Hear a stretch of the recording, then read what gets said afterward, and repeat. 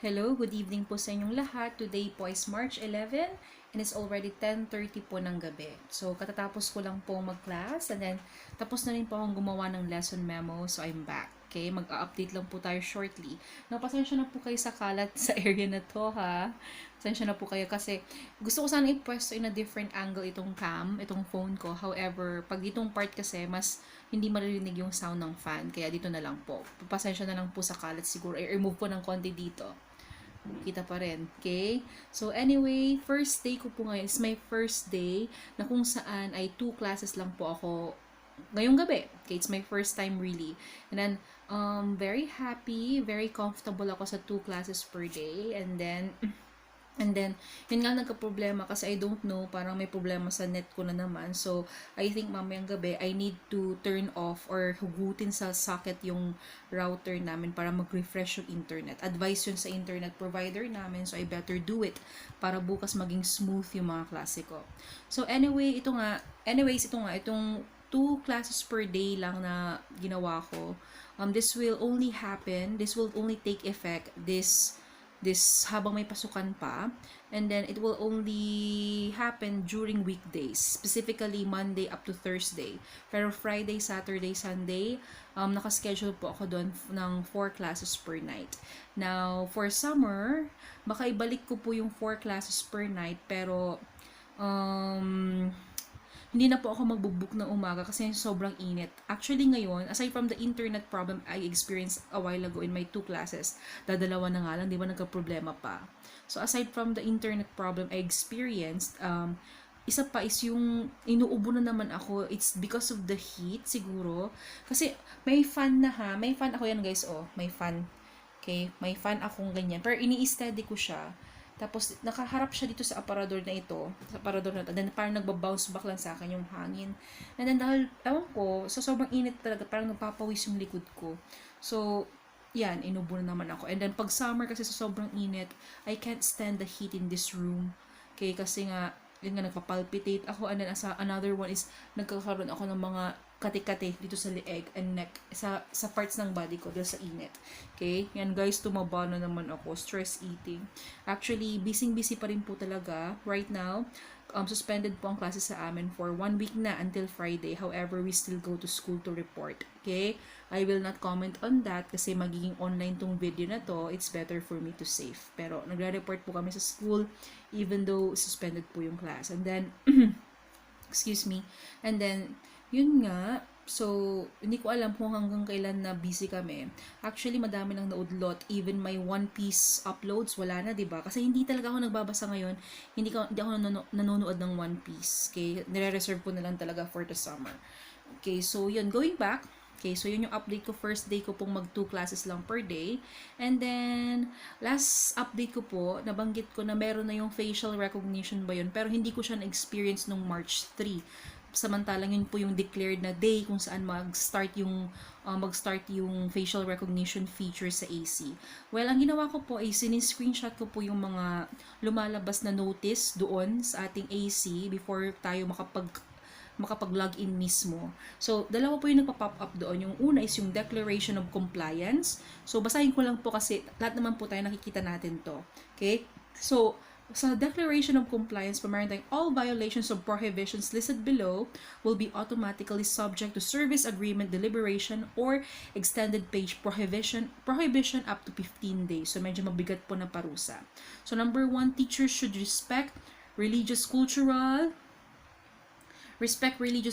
and political views of 5-1 Talk clients at all times, should only focus on teaching the English language based on the topic and avoid discussions pertaining to sensitive topics. So, yun nga, medyo ina-avoid ko na rin ito. Hindi na masyadong nakikipagtsikahan except for Leah kasi she's really mahilig talaga siya makipagtsikahan din. So, napag-uusapan pa rin namin. Number 2 is, teachers are prohibited from performing any form of harassment in words and actions exposing oneself or performing sexual acts on oneself, asking for students' personal pictures, flirting, or shaming.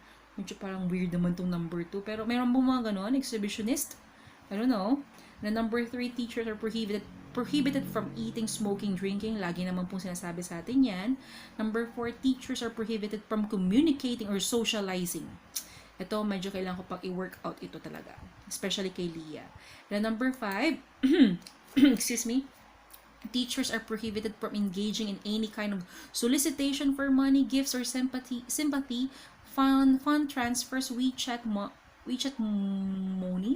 monies, e-cash, requesting for financial assistance or donations, and entering into any kind of loans, debts or promissory notes with the students. Okay, this one is always being discussed to us. Okay, number 6, teachers are prohibited from transferring and using of another online teaching account.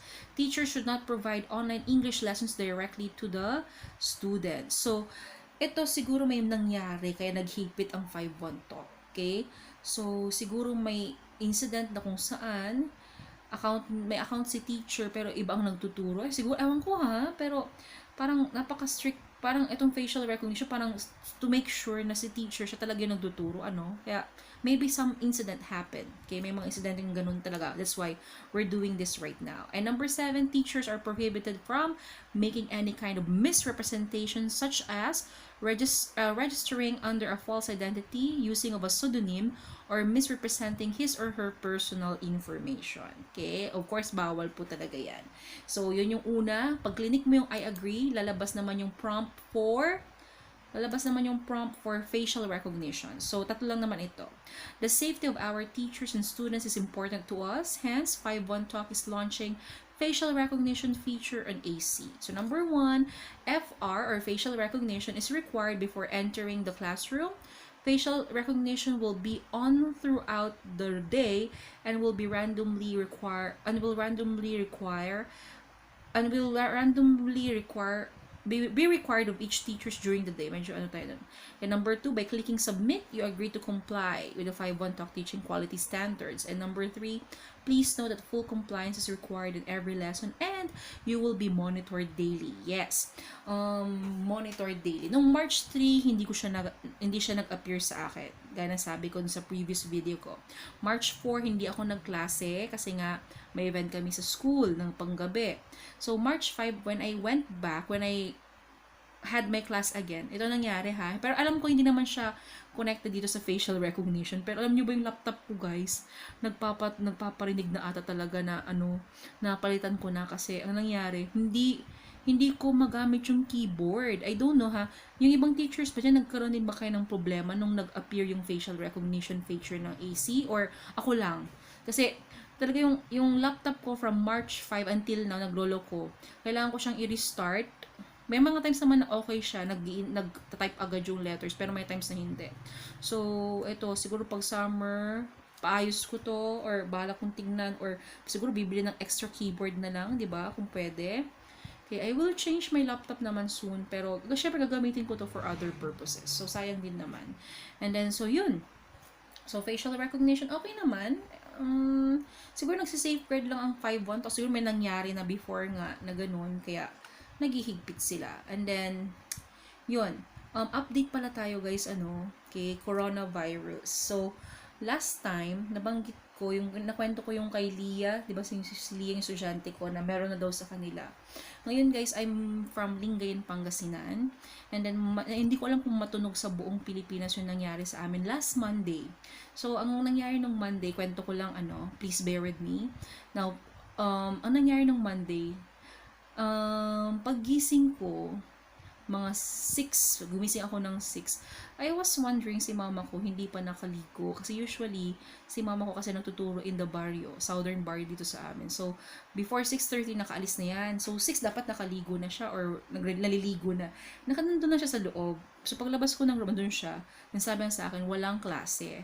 Ang nakakatawa nun guys, pagkagising ko, may nag-text sa akin na parent na nagtatanong na may klase. Nasanay kasi ako guys, na yung mga estudyante ko, minsan, na parang tanong sila ng tanong kung may pasok. Kaya parang nireply ko agad ng meron po, not knowing na meron palang announcement ng cancellation ng class. Hindi ko alam kasi hindi ako nagbukas ng social media ko from Sunday night up to Monday morning. So, yun, nung pagkasabi ni mama ko na may cancellation, nag-check agad ako. And then meron nga. Kasi nga, ang nangyari is may suspected na kababayan namin here coming from our place na nag-positive daw sa Australia. So, ang nangyari is Feb 22 daw is umuwi siya ng Pinas, umattend ng mga reunions, okay, may umattend ng reunion dito sa amin, and then naglibot-libot, kumain sa isang resort, pumunta ng classmates sa another place. So, and then March 3 daw, pag uwi ng Australia is nag-positive daw. So, yun yung bali-balita, kaya nag-cancel ng klase. So, alam nyo, ang tindi talaga nating mga Pinoy. Okay, wait, excuse me. Ang tindi nating mga Pinoy kasi hindi ni-reveal yung pangalan ni Madam, yung naapektuhan. Pero, parang hindi pa lumipas yung buong araw is lumabas na yung picture nung taong sinasabi. And then, ang balita ko nga kanina, kahapon, Tuesday, yung suspect siyang tao is attorney siya doon, parang law practitioner siya. And then, na-offend siya na parang siya yung tinuturo. Though, siguro siya talaga yun or we don't know. Pero yun yung sabi is negative naman daw siya. So, we don't know the whole story. Pero, Tuesday, nag-cancel ulit ng class and then Tuesday, before mag-end ng Tuesday or before kami umuwi ng Tuesday, may announcement na ulit na cancel naman for today, Wednesday up to Friday. So, yun. And then, marami ng bali-balita na mayroon daw isang pamilyang ni-lockdown in a barrio, in a town here sa amin. Kasi nga, nakasalamuha daw nila siya, yung Pinay na nasa Australia na ngayon, nakasalamuha nila siya, and then, members of that family, parang may nilalagnat na or what. So, yun po. And then, pero, I'm proud to say naman, until now, Pangasinan, or our province is still declared as COVID-free. Okay, and then, pero yun lang, when I browse Facebook and see the post from GMA and ABS, parang nakaka-alarm kasi yung huling kita ko is umakyat na ng 54 ata, yung kanina yun before hapon, 54 cases na ang reported sa Philippines. So, nakaka-worry, diba? Kasi it started from 4, naging 24, tapos naging 35, tapos ngayon 54 na, bilis. Tapos, ang nakakatakot pa dun is, we Filipinos, aminin natin, we are not fond of being examined by having any medical examination done on us. So, aminin natin may malaking possibility na marami pa dyan out there, mga Pinoy out there na hindi natin alam if infected ba sila or what. So, yun lang So, update ko lang kasi nabanggit ko yan kay Leah. Parang she's asking me, how are you? O, dinabanggit ko na, oh, Leah, here in our place. Ganon-ganon sinabi ko sa kanya na parang there's already a suspect kay a person who is, we think, infected. Nung Monday yun Then she told me that in China, ganito ha, napaisip ako dito guys. Kasi sabi sa akin ni Leah, shinare niya, they're using an app. They're using an app sa phone. Nakalimutan ko yung term na sinabi niya, pero may sinabi siyang term. Hindi mo lang kasi syempre maintindihan because her pronunciation is not that great yet. Pero may sinabi siyang app na nakaka-detect daw ng coronavirus. So, ang sabi niya, there's a picture, parang there's a picture. If the picture is green, it's safe. But once the picture turns to yellow, it means there is merong coronavirus sa paligid. And if it's red, oh yun, serious na yung kaso. So, ang nangyari, di kwento niya sa akin yung nangyari last time, yung mga nakapasok sa Lishui, sa lugar nila nga. So, ang nangyari, there are 7 Italians who came, syempre galing Italy, di ba naka-lockdown ng Italy nung pang Tuesday or Monday? So, they came from Italy. Sumakay ng airplane, sumakay ng shuttle, and then may kasama daw silang isang Chinese. So, ang nangyari daw is pumasok daw sila ng isang mall sa Lishui. And then lahat daw ng tao, parang nag-alarm yung phone, naging yellow yung picture. So, lahat ng tao, kasi may QR code din. Pag in-scan yung QR code, malalaman na kung ano yung sitwasyon ng tao. So, ang nangyari, yun daw sa supermarket, lahat daw ng tao na nakasalamuha ng 7 Italians and 1 Chinese na infected, they have to be quarantined for 14 days, 2 weeks, and then yung app daw na gamit nila in their phones, it will return automatically back daw to green kapag after ng quarantine at napatunayan they are free or they are COVID free. So, napaisip ako, not immediately, right, hindi agad-agad after nung class. Wait, before I say that, okay, by the way, this is a direct upload, so sorry po sa mga mistakes ko. So, magaling yung app. So, sabi ko kay Leah, Leah, can you please tell me the name of that app? I would like to copy. Para I can use it also here. And then she told me, sorry, but the app is made, okay, is from our government and we have to pay for it. Okay, so doon ako hindi ako napaisip right after ng class. Parang it took me some time na na-realize ko, but parang, hindi ba, parang, ang prepared naman ng China for this situation. Di ba? Kung isipin mo, napaka-prepared naman nila to make such a great app na makaka-detect ng sakit. Kaya parang mapapaisip pa na, is this not, ano ba ang meron? Hindi ko masabi. Kasi parang, conspiracy theory na naman ito ha, pero parang pinaghandaan ba talaga ng China ito? There's a part of me really which believes that parang, ewan ko, ang hirap magsabi kasi nga many people are condemning Chinese na, 'di ba?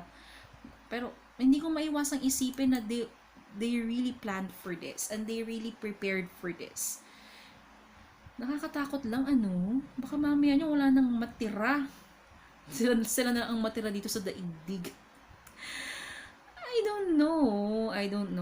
Well, anyway, may shinare po sa group chat namin about sa isang post. Sa isang post, galing sa isang book na pinublish pa noong 1970. Wait, check ko. Kumahan na po, check ko lang ha.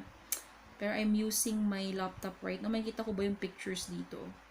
Well, anyway, yung book is yung kay Dan Kutz ba yun? Dan Kutz or Kuntz? I'm not sure kung makita ko pa. Pero anyway, let me see.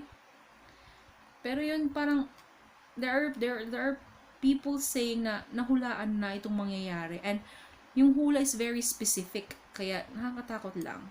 Pero let me check kung mahanap ko pa. Saan ba yun?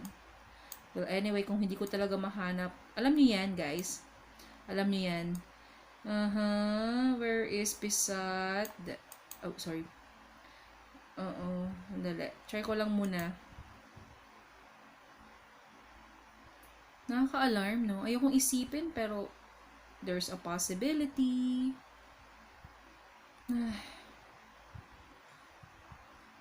I hope. Awan ko. Hindi ko na alam ang isipin, guys, sa mga nangyayari na. Yun lang, ang wish ko lang hindi mapasukan tong lugar namin kasi nga wala pa rin gamot dito sa coronavirus na ito. So, hindi naman siya parang hindi naman ibig sabihin na nagkaroon guys parang death sentence muna, pero it's better to be safe than sorry, right? Ito, nakakita ko na. It's by Dean Koontz. Koontz. Is that how you say it? Ang title ng novel is The Eyes of Darkness. It was published in 1981. 1981 pa. Ito yung mga exact na excerpt from the book. Sabi dito, in around 2020, a severe pneumonia-like illness will spread throughout the globe, attacking the lungs and bronchial tubes and resisting all known treatments. Almost more baffling than the illness itself will be the fact it will suddenly vanish as quickly as it arrived, attack again 10 years later, and then disappear completely.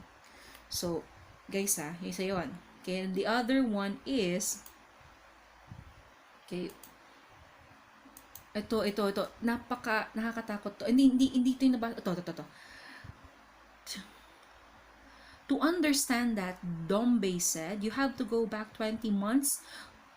20 months. It was around then that a Chinese scientist named Li Chen defected to the United States carrying a diskette record of China's most important and dangerous new biological weapon in a decade. They call the stuff Wuhan 400 because it was developed at their rDNA labs outside the city of Wuhan, and it was 400th viable strain of a man-made microorganisms created at that research center. Wuhan 400 is a perfect weapon. It afflicts only human beings.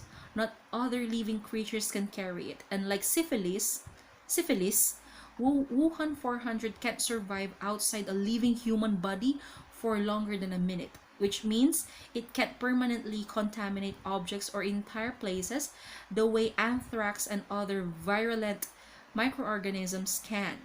And when the host expires, the Wuhan 400 within him perishes a short while later as soon as the temperature of the corpse drops below 86 degrees Fahrenheit. Do you see the advantage of all of this? Guys, diba? What's the possibility? This book was published 1981. Is this a prophetic novel? Ano ba to? Or talagang meron nang noon pa to? Ngayon ko, sa sobrang dami na nababasa ko, parang ang ganda-gandang gumawa ng mga parang napakaanong gumawa ng conspiracy theories, no? Pero, ewan ko, I'll stop with that. So, yun lang po yung update ko, parang, so yun, I'm still working as a part-time teacher, though, bukas dalawa ulit ang klase ko, and then, Friday, Saturday, Sunday, 4 ulit, pero then, Monday, ganun ulit. So, hoping for the best, guys. Okay, pasensya na kayo kung ganito ang update ko. Pagod lang. Talaga. Pinilit ko lang na may update sa inyo. And I hope may napulot naman kayo. And then, of course, regarding the COVID-19 na nangyayari sa atin po or naglumalaganap ngayon sa Pilipinas. Okay, let's not panic.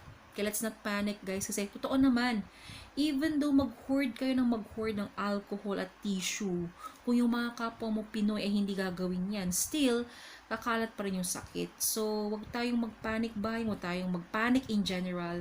Let's stay safe, all of us. Okay, again, salamat po sa panonood sa videos ko. Kahit ganito lang yung mga videos ko. Thank you po sa aking mga subscribers. And then, of course, sana dumami pa kayo. And then, of course, if you have anything to say, please leave a comment down below. Though, I don't promise na makaka-reply agad kasi nga busy. Busy pa. And then, of course, what else? Subscribe, comment, and of course, like the video if you like the contents of it. Okay, so good evening na po, guys. 10:52 na.